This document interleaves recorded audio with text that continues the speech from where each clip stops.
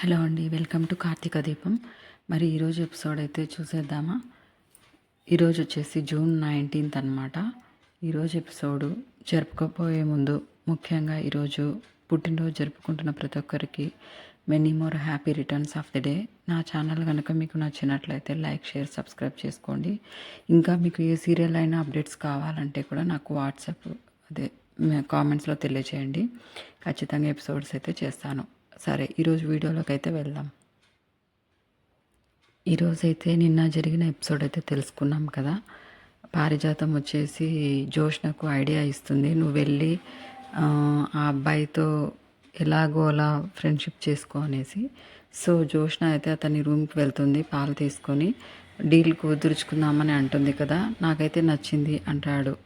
అనగానే నచ్చింది అంటాడు సూరజ్. ఏంటి మిల్కా అని అడుగుతుంది జోష్న. కాదు నీ డీల్ అంటాడు. నిన్నెలా నమ్మాలి అని అడుగుతుంది జోష్న. అప్పుడు ఇదిగో చూడు, నా మొబైల్ తీసుకో, ఇందులో ఉన్న నీ వీడియోస్ అన్ని డిలీట్ చేసుకో అంటాడు సూరజ్. థ్యాంక్ యూ సూరజ్ అంటుంది జోష్న. అతని మొబైల్ తీసుకొని అందులో తన వీడియోలన్నీ డిలీట్ చేస్తుంది. ఇప్పుడు నమ్మకం కుదిరిందా అని అడుగుతాడు సూరజ్ మొబైల్ తీసుకొని. అప్పుడే జోష్న కాలు మీద కాలేసుకొని అతని మొహానికి దగ్గరగా కాలు పెడుతుంది. నమ్మకం కుదరకపోయినా ఇప్పుడు నువ్వు చేసేది ఏమీ లేదు అని అంటుంది జోష్న. వీడియోస్ అన్నీ డిలీట్ చేసావు కదా అంటుంది జోష్న. అయితే నా అవసరం లేదంటావు అంటాడు సూరజ్. కావాలి, కానీ నేను చెప్పింది వినాలి అంటుంది జోష్న. వింటాను అంటాడు సూరజ్. నేనేం చెప్తే అది చేయాలి అంటుంది జోష్న. చేస్తానంటాడు సూరజ్. అయితే హాయిగా పడుకో అంటుంది జోష్న. నువ్వేం చేయాలో మార్నింగ్ చెప్తాను అంటుంది జోష్న. హలో బేబీ, సారీ చెప్పాలమ్మా అంటాడు సూరజ్. సారీ ఏంటి అంటుంది జోష్న. SORRY సారీ అంటాడు సూరజ్. అలా మనిద్దరం ఇప్పుడు ఒకటే పార్టీనే కదా అంటుంది జోష్న. అలా అని ఎవరు చెప్పారు అంటాడు సూరజ్. నేనెప్పుడు ఎవరి పార్టీ కాదు, నా పార్టీ నేనే. నేను ఎవరి మాటన వినాలనిపిస్తే మాత్రమే వింటాను అంటాడు సూరజ్. నచ్చకపోయినా నువ్వు చేసేది ఏం లేదులే, నీ మొబైల్లో డేటా అంతా డిలీట్ చేశాను, నువ్వేం చేయలేవంటుంది జోష్న. అప్పుడు సూరజ్ అవునా, అయితే ఒకసారి అటు చూడమ్మా అని అంటాడు జోష్నని. జోష్న అలా చూస్తుంది. అలా చూడగానే జోష్న షాక్ అయిపోతుంది. ఎందుకంటే వీళ్ళిద్దరూ మాట్లాడుతున్నది ఒక వీడియోగా సూరజ్ మొబైల్లో రికార్డు చేస్తూ ఉంటాడు. అది కూడా నా మొబైలే అంటాడు సూరజ్. అప్పుడు జోష్న కాల్ దించేస్తుంది. ఇక్కడ జరిగిందంతా అందులో రికార్డ్ అవుతుంది అంటాడు సూరజ్. వీడియో డిలీట్ చేస్తావా లేదా అంటుంది జోష్న. ఇందులో ఉన్నవి డిలీట్ చేసినా నీకు సంబంధించిన వీడియోలు నా దగ్గర చాలా సేఫ్గా ఉన్నాయమ్మా అంటాడు సూరజ్. ఆ దీపానికి శాలరీ కూడా ఇవ్వట్లేదు అంటుంది జోష్న. ఇస్తే తీసుకోవాలనే రకాన్ని కాదు, ఇవ్వాలని కోరుకునే రకాన్ని కూడా కాదంటాడు సూరజ్. నువ్వు నన్ను కొనలేవు బేబీ, ఎందుకంటే నేను మార్కెట్లో అమ్ముడిపోయే వస్తువును కాదంటాడు సూరజ్. నేను ఇలాగే ఉంటాను, నువ్వేం చేసుకుంటావో చేసుకో అంటాడు సూరజ్. నాకు నిద్ర వస్తుంది, పడుకుంటాను, నేను పడుకున్నంతసేపు నాకు విసనకర్రతో ఊపు అంటాడు సూరజ్. అప్పుడు ఫ్యాన్ వేసుకోవచ్చు కదరా అంటుంది జోష్న. నాకు ఫ్యాన్ పడదు, నువ్వు ఊపితే బాగా నిద్రపోతా అంటాడు. నేను నిద్రపోయేంతసేపు నువ్వు ఊపాలి అని అంటాడు సూరజ్. విసురుతావా, వీడియో సెండ్ చేయనా అంటాడు సూరజ్. నా మీద నాకే అసహ్యం వేస్తుంది, అయినా నువ్వు నాతో ఆడుకోవడం ఏంట్రా అంటుంది జోష్న. విసురుతావా, వీడియో సెండ్ చేయనా అంటూ సూరజ్ పైకి లేవబోతాడు. అప్పుడు ఏ ఆగు అని జోష్న అతన్ని మంచం మీదకి తోస్తుంది. నీకు గాలి కావాలి అంతే కదా, విసురుతా విసురుతా అని విసురుతూ ఉంటుంది. అప్పుడు సూరజ్ కొంచెం మెల్లగా అంటాడు. భయ్ ఎంత హాయిగా ఉందో అంటాడు సూరజ్. సారీ చెప్పు అంటాడు. విసురుతున్నా కదా అంటుంది జోష్న. సారీ బ్యాలెన్స్ ఉందమ్మా అంటాడు సూరజ్. సారీ అంటుంది జోష్న చేతులు నొక్కుంటూ. చాలా హాయిగా ఉంది నువ్వు ఇలా విసురుతూ ఉంటే అంటాడు Suraj.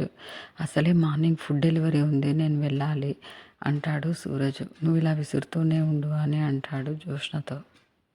Thank you baby, I love you baby బంగారు, ఐ లైక్ యూ బంగారు అనుకుంటూ సూరజ్ నిద్రలోకి జారుకుంటాడు. నాతో ఆడుకుంటావా, నిన్నేం చేస్తానో చూడు అంటూ సూరజ్ నిద్రలోకి జారుకోగానే అతని మొబైల్స్ తీసుకొని సూరజ్ ఇంట్లో ఉన్నటువంటి బిందె నిల్వ చేసుకున్నటువంటి డ్రమ్ములో బిందె అడుగున పెట్టేస్తుంది జోష్న మొబైల్స్ని. జోష్న అందులో ఆ డ్రమ్ములో అతని మొబైల్ దాచగానే అక్కడ ఉన్నటువంటి తాళం తీసుకొని అతన్ని డోర్కి అయితే తాళం వేసేస్తుంది. ఫుడ్ డెలివరీకి ఎలా వెళ్తానో నేను చూస్తాను అని అనుకుంటుంది జోష్న కీస్ చేతిలో పట్టుకొని. రేపు నువ్వంతా ఇంట్లో నుంచి బయటికి రాలేకుంటూ గింజుకుంటూ ఉండాలి. జోష్న ఇచ్చిన ఆఫర్ రిజెక్ట్ చేసినందుకు ఇది నేను ఇచ్చే పనిష్మెంట్ అంటుంది జోష్న. ఇంట్లోనే పడి చావరా అంటుంది జోష్న. నెక్స్ట్ సీన్ అనేది కార్తీక్ దగ్గరికి తీసుకెళ్తారు. కార్తీక్ ట్యాబ్లెట్ ఇస్తాడు దీపకి. అమ్మ దగ్గర సైలెంట్గా ఉంటే ఇంకా మ్యాటర్ సీరియస్ అవుతుందని నేను జోక్ వేశాను, కానీ నువ్వు ఇబ్బంది పడుతుంటే నాకు కూడా కష్టంగానే ఉంటుంది దీప అంటాడు కార్తీక్. నేను ఈ పోటీలో దిగడానికి కారణం ఎవరు? నువ్వే కదా. నాకేమైనా సీఈఓ అవ్వడానికి సరదాగా ఉందనుకున్నావా బావా అంటుంది దీప. కానీ దిగిన తర్వాత తెలిసింది ఈ పోటీ అవసరమైనదని. ఎందుకో తెలుసా అంటుంది దీప.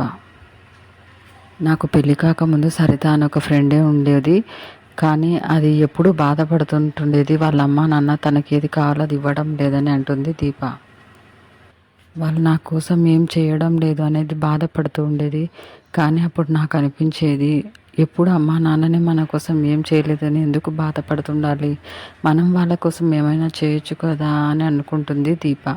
కానీ అప్పుడు నాకు అమ్మా నాన్న లేరు బావా అంటుంది దీప.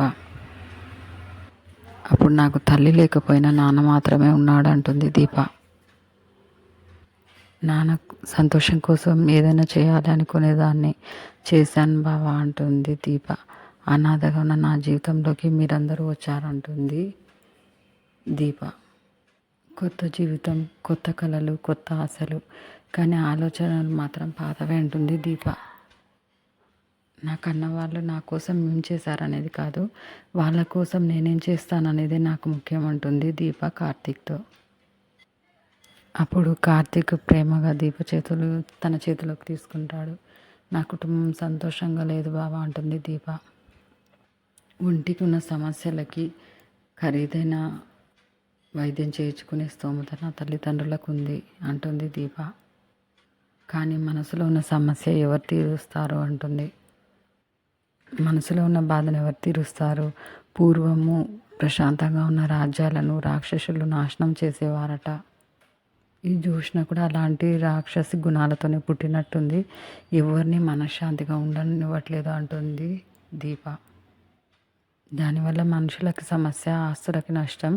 ఈ రాక్షసిని వదిలించుకోవాలంటే యుద్ధం చేయాల్సిందే బావా అంటుంది దీప. మన ఇద్దరితో పాటు మన బిడ్డ కూడా ఆ రాక్షసితో యుద్ధం చేస్తుంది. పోటీలో మనం గెలుస్తాం బావా అంటుంది దీప. కంపెనీని లాభాల్లోకి తీసుకొని వస్తాము, పెట్టిన గడువులోగానే జోష్న కూడా పెళ్లి చేస్తామంటుంది దీప. ఆ దరిద్రం ఆ ఇంట్లో నుంచి అడుగు బయటికి పెడితే కానీ సంతోషంగా ఉండలేము అంటుంది దీప. నువ్వు అనుకున్నవన్నీ తొందరలోనే జరుగుతాయంటాడు కార్తీక్. నువ్వు మాత్రం టైం వేస్ట్ చేయకుండా సంబంధాలు చూడు అంటుంది దీప. రాక్షసని నువ్వే కదా అన్నావు, అటువంటి రాక్షసికి పెళ్లి చేయాలంటే రాక్షసుడినే తీసుకురావాలి అంటాడు కార్తీక్. అప్పుడు దీప నవ్వుతుంది. రాక్షసుని కూడా మనిషిలా మార్చే మనసున్న వాడు దొరుకుతాడులే బావా అంటుంది దీప. చూద్దాం అలాంటి వాడు ఎక్కడున్నాడో ఏంటో, ఇలాంటి దాన్ని రాక్షసు మెడలో తాళి కట్టడానికి వాడిని పూజలు చేస్తున్నాడు అంటాడు కార్తీక్. అంతలోపే సీన్ అనేది సుమిత్ర వాళ్ళ ఇంటికి చేరుతుంది. ఏమండి రండి భోంచేద్దామంటుంది సుమిత్ర. నువ్వు వెళ్ళు సుమిత్ర, నేను మళ్ళీ వస్తాను అంటాడు తన భర్త. అంత అర్జెంటుగా ఆ ఫైల్ ఏం చూస్తున్నారు, భోంచేసి మళ్ళీ చూసుకోవచ్చు కదా అంటుంది సుమిత్ర. ఇది మన రెస్టారెంట్ బ్యాలెన్స్ షీట్ అంటాడు దశరథ. అవునా అంటుంది అంతలోపు ఎంట్రీ ఇస్తూ పారిజాతం. మనం జోష్నకి ఇచ్చినటువంటి బ్రాంచ్ లాస్ట్ మంత్ 20% గ్రోత్ ఉందని మీ నాన్నగారు చెప్పారు, ఈ మంత్ ఎలా ఉంది అని అడుగుతుంది పారిజాతం.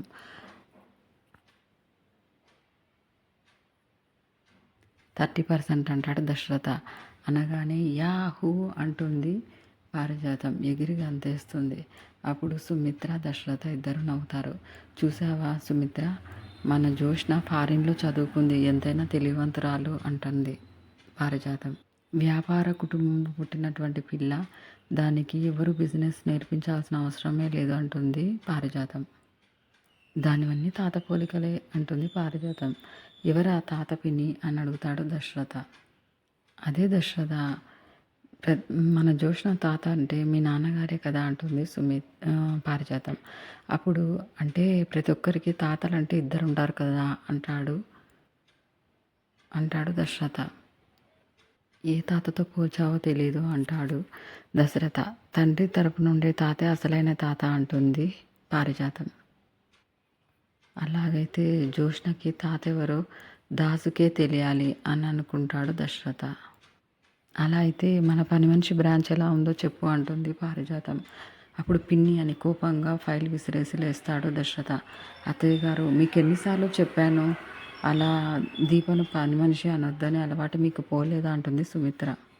దీనివల్లే కాంచన వదిన బాధపడుతుంది అంటుంది సుమిత్ర. ఏదో నాలికలా తడబడి అంటుంది పారిజాతం. మనమే ఆ పొరపాట్లను సరిదిద్దాలి పిన్ని అంటాడు దశరథ. సరే అలాగైతే ఇంకా మానుకుంటానంటుంది పారిజాతం. సరే ఇంతకీ మన దీప బ్రాంచ్ ఎలా ఉందో చెప్పు అంటుంది. లాస్ట్ మంత్ 10% మైనస్లో ఉండేది పిన్ని, ఈ మంత్ 10% ప్లస్లో ఉంది అంటాడు దశరథ. అంటుంది పారిజాతం. 10%ఏ కదా అంటుంది పారిజాతం. 10% అనుకోవద్దు పిన్ని, ఏదైనా మంచి ఆర్డర్ వచ్చిందంటే పర్సంటేజ్ మారిపోతుంది అంటాడు దశరథ. ఎంత మారినా మన జోష్నది 30% కదా, దీపది 10% అంటుంది పారిజాతం. 10 ఎక్కడ 30 ఎక్కడ అంటుంది.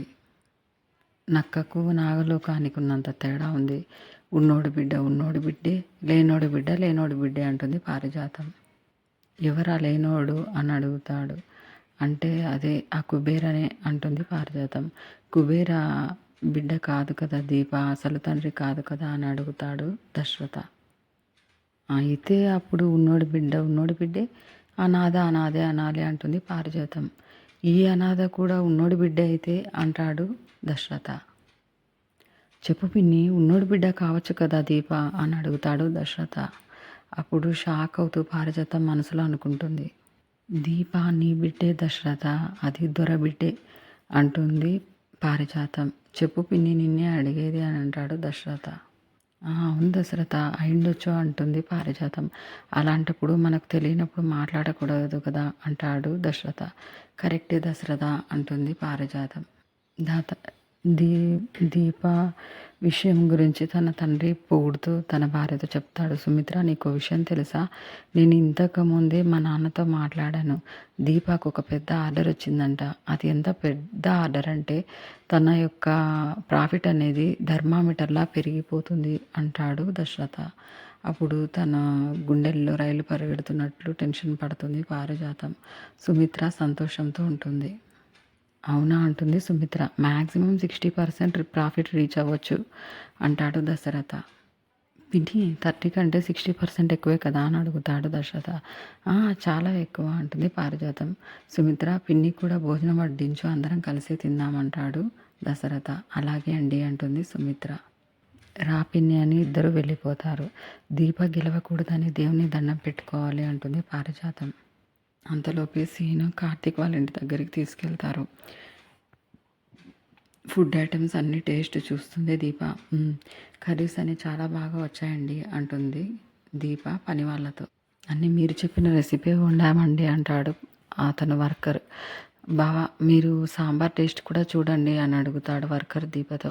బావా, సాంబార్ టేస్ట్ ఎలా ఉందో చూడు అంటుంది దీప కార్తీక్తో.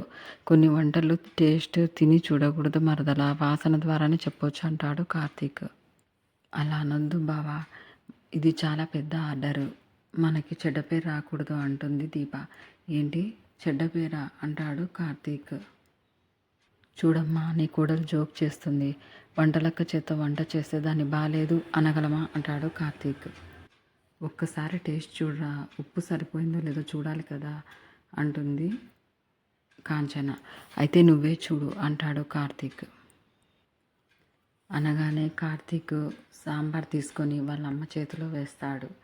అప్పుడు వాళ్ళమ్మ టేస్ట్ చూసి నవ్వుతుంది. ఎలా ఉందిరా అంటాడు కార్తీక్. ఎలా ఉంది అంటాడు కార్తీక్. బాగా చేశారా అంటుంది కాంచన నవ్వుతూ ఎంతో సంతోషంగా. ఇంట్లో పెట్టుకున్న సాంబార్ లాగే చాలా కమ్మగా ఉంది అంటుంది కాంచన. అత్తయ్య, ఇందులో నుంచి కొంచెం సాంబార్ తీయమంటావా? మధ్యాహ్నం అన్నంలోకి వేసుకుందువు కానీ అంటుంది దీప. ఎక్కడికన్నా పంపించేది అలా తీయకూడదు దీప అంటుంది కాంచన. ఇదేమన్నా పరాయి వాళ్ళదా అంటాడు కార్తీక్. మీ నాన్నదే కదా అంటాడు. ఎంత నాన్నైనా వ్యాపారం వ్యాపారమేరా అంటుంది కాంచన. సహాయం చేయడానికి బంధుత్వాలు గుర్తు చేసుకోవాలి కానీ అవసరాలు తీర్చుకోవడానికి కాదు అంటుంది కాంచన. అప్పుడు ఏమంటాడంటే కార్తీక్ ఆ వర్కర్ని పిలిచి ఈ మాటలన్నీ ట్రక్ వెనుక రాసుకోండి అంటాడు. చూసావా అత్తయ్య, మనం ఎంత లోకు అయిపోయామో అంటుంది దీప. ఏం చేస్తాం, మా పుట్టింటి వాళ్ళంటే వీడికి అంత లోకు అయిపోయారంటుంది కాంచన. ఏంటమ్మా, మీ పుట్టింటి వాళ్ళు నాకు లోకు అయిపోయారా? అత్తొక్కదాన్ని వదిలేస్తే మిగతా వాళ్ళందరూ దేశముదుర్లు అంటాడు కార్తీక్. ఎవరు దేశముదుర్లు? మీరేదో అమాయకులైనట్టు అంటుంది దీప. మా పుట్టి వంటి వాళ్ళనంటే నా కోపం రాదు కానీ నీ కోపం వస్తుంది అంటే అంటుంది సుమిత్ర కాదు, కాంచన. పైగా నా కొడుకు మీదకి గొడవకు వస్తున్నావు అంటుంది కాంచన. దీపేదో సరదాగా అందులేమ్మా అంటాడు కార్తీక్ నవ్వుతూ. అప్పుడు కాంచన కొడుకుని ఇలా చేత్తో కొడుతూ నేను కూడా సరదాగా అన్నాను లేరా అంటుంది. నవ్వుతుంది కాంచన. అత్త కోడలంటే ఇలాగే ఉండాలమ్మా, మిమ్మల్ని చూస్తుంటే కాసేపు ఉంటేనే ఇంకాసేపు ఉండాలనిపిస్తుంది అంటాడు వర్కర్. కొంతసేపే ఉంటే ఇంత ఆనందంగా ఉంది, రోజంతా ఉంటే ఎంత సరదాగా ఉంటుందో అంటాడు ఆ వర్కర్. అనగానే కార్తీక్, హలో సాగర్ గారు, అత్త కోడల మధ్య ఉండే ఆనందాలు టీవీలో యాడ్లాగా కాసేపే ఉంటాయి అంటాడు. డే అంతా ఉన్నారనుకోండి డైరీ సీరియలే అంటాడు కార్తీక్. నాకు తెలిసి మీ అమ్మగారు మీ ఆవిడ గారు ఒకే ఇంట్లో ఉండరనుకుంటా కలిసి అని అడుగుతాడు కార్తీక్. ఆ విషయం మీకు ఎలా తెలిసిందండి అంటాడు ఆ వర్కర్ సాగరు. కొన్ని అలాగే తెలిసిపోతాయిలేండి అంటాడు కార్తీక్. మేమేదో రోజు కొట్టుకుని అత్త కూడలాగా అలా మాట్లాడతావేంటి బావా అంటుంది దీప. మీరేనా సరదాగా మాట్లాడేది అంటాడు కార్తీక్. నేను మాట్లాడకూడదా అంటాడు కార్తీక్. అప్పుడు అందరూ నవ్వుతారు. మీరు భలే సరదాగా మాట్లాడతారండి అంటాడు వర్కర్. థ్యాంక్ యూ అంటాడు కార్తీక్. మేడం, ఫుడ్ డెలివరీ ఎక్కడ ఇవ్వాలి అని అడుగుతాడు సాగర్. అడగగానే ఆ విషయం వచ్చేసి సూరజ్కి అప్పచెప్పానంటుంది దీప. క్యారేజీలు బండ్లోకి ఎక్కించేటప్పుడు కొబ్బరికాయ కొట్టండి అంటాడు కార్తీక్. అలాగే అండి అని పనివారు వెళ్ళిపోతారు. అమ్మ, నీ కోడలు ఈ ఫుడ్ ఆర్డర్తో 4-5 మెట్లు ఎక్కేసింది అంటాడు కార్తీక్ కాంచనతో. త్వరలోనే సీఈఓ అయిపోతుంది అంటాడు కార్తీక్. నా సంతోషం మీకు వచ్చే పదవుల్లో లేదురా అంటుంది కాంచన. మీ జీవితాల్లో వచ్చే ప్రశాంతతలో ఉంది అంటుంది. అది తొందరలోనే అవుతుందమ్మా. దీప సీఈఓ అవ్వగానే జోష్న పెళ్లి చేసేసి దీప ఆ ఇంటి వారసురాలని తెలియజేస్తానంటాడు కార్తీక్. అప్పటి వరకు కాస్త ఓపిక పట్టు అని మనసులో అనుకుంటాడు కార్తీక్. రాత్రి గురువుని గదిలో పెట్టి తాళం వేశాం కదా, ఈ పాటికి బయటికి రాలేక బాధతో ఉంటాడు అని సూరజ్ గురించి అనుకుంటుంది జోష్న. అంతా సైలెంట్గానే ఉంది, వీడింకా లేవలేదేమో అనుకుంటుంది జోష్న. ఫుడ్ డెలివరీ ఇవ్వాలి కదా, లేవకుండా ఎందుకుంటాడు? అరిచే తలుపులు బాధి ఇంకా సోఫాలో రిలాక్స్ అవుతున్నాడేమో అనుకుంటుంది జోష్న మనసులో. పాపం, ఫోన్ చేద్దామంటే ఫోన్ కూడా దాచేశాను కదా, తలుపు కొట్టి పిలుద్దామనుకుంటుంది జోష్న. రేపు పొగరుపోతాడా, ఉన్నావా పోయావా అంటూ తలుపు తడుతుంది. అందులోకి జోష్నకు కాల్ వస్తుంది. వీడి నెంబర్ నుంచి వీడియో కాల్ వస్తుంది ఏంటి అంటూ జోష్న మొబైల్ని చూస్తుంది. లోపల నుంచి చూస్తున్నట్టున్నాడు, ఫోన్ దొరికేసిందా, వీడిని బాగా ఏడిపించాలంటూ వీడియో కాల్ ఆన్ చేస్తుంది. హాయ్ బంగారం, హౌ ఆర్ యూ అంటాడు సూరజ్ మొబైల్లో. వేసిన తాళం వేసినట్టే ఉంది, వీడిలా బయటకు వచ్చాడు అనుకుంటున్నావా? నా పేరు సూరజ్ అంటే సూర్యుడు. తాళం వేసి సూర్యుని బంధించలేవు డియర్ అంటాడు సూరజ్. బంగారం అంటావు, డియర్ అంటావు, ఒళ్ళెలా ఉంది అంటుంది జోష్న. స్నానం చేసి ఫుడ్ ఆర్డర్ ఇవ్వడానికి వచ్చాను, కస్టమర్ ఇంటి దగ్గరికి వచ్చాను, ఒళ్ళు చాలా ఉత్సాహంగా ఉంది అంటాడు సూరజ్. కావాలంటే చూడు, వెనక ట్రక్కులో ఫుడ్ లోడ్ అవుతుంది అంటాడు సూరజ్. నువ్వు తలుపులు వేస్తేనో తాళం వేస్తేనో ఏదో ఆగిపోతుంది అనుకున్నావు కదా, ఏదీ ఆగదు, నువ్వు దేన్ని ఆపలేవు కూడా అంటాడు సూరజ్. మరీ ఎగిరి పడకురా అంటుంది జోష్న. ముందు నువ్వు నాకు ఆల్ ది బెస్ట్ చెప్పు డియర్ అంటాడు సూరజ్. రే, ముందు నువ్వు అలా నన్ను పిలవడం ఆపుతావా లేదా అంటుంది జోష్న కోపంతో. నువ్వు పిలవమంటే పిలవట్లేదు, నాకు పిలవాలనిపిస్తుంది కాబట్టే పిలుస్తున్నాను అంటున్నాడు సూరజ్. నీకు తెగులు రా, మందు వాడితేనే కానీ అది తగ్గి చావదు అంటుంది జోష్న. మేబీ నిన్ను చూడగానే మొదలైందేమో అంటాడు సూరజ్. నేనే తగ్గిచ్చేస్తానులే అంటుంది జోష్న. థ్యాంక్ యూ అంటాడు. పోయి ఫుడ్ డెలివరీ చేసుకో అంటుంది. అంటే థ్యాంక్ యూ అంటాడు. దేనికి రా అంటుంది జోష్న. నువ్వు ఆల్ ది బెస్ట్ చెప్పావు కదా అంటాడు సూరజ్. నేనెప్పుడు చెప్పాను రా అంటుంది. అంటే నువ్వు చెప్పకపోయినా నేను చెప్పినట్టు నేను ఫీల్ అవుతున్నాను అంటాడు సూరజ్. నువ్వు కూడా చెప్పినట్లే ఫీల్ అవ్వు, అప్పుడు ఈ గొడవ అంతా ఉండదు అంటాడు సూరజ్. బాయ్ డియర్, మనం ఆఫీస్లో కలుద్దాం అంటాడు. రే అనబోతుంటేనే ఫోన్ కట్ చేస్తాడు. మీ బ్యాచ్ అందరికీ పొగరు బాగా పట్టిందిరా, డోంట్ వరీ, తొందరలోనే మీ అందరి పొగరు వంచుతా అంటుంది జోష్న. అలా చేయకపోతే నేను పారిజాతం మనవరాలనే కాదనుకుంటే అక్కడి నుంచి వెళ్ళిపోతుంది. ఇదే ఆ అడ్రస్ అంటూ సూరజ్ ఆ ఇంటి దగ్గరకు వచ్చి నిలబడతాడు. ఓని ఫంక్షన్ అన్నారు, ఇంటి ముందు ఏ ఫంక్షన్ హడావిడి లేదంటాడు వర్కర్. ఫంక్షన్ హాల్లో చేసుంటారులేరా అంటాడు సూరజ్. గిరి, మిగిలిన ఫుడ్ ట్రక్స్ అని అక్కడే ఆపండి, ఓనర్తో మాట్లాడి లొకేషన్ షేర్ చేస్తాను, డైరెక్ట్ అక్కడే తీసుకెళ్దామంటాడు సూరజ్.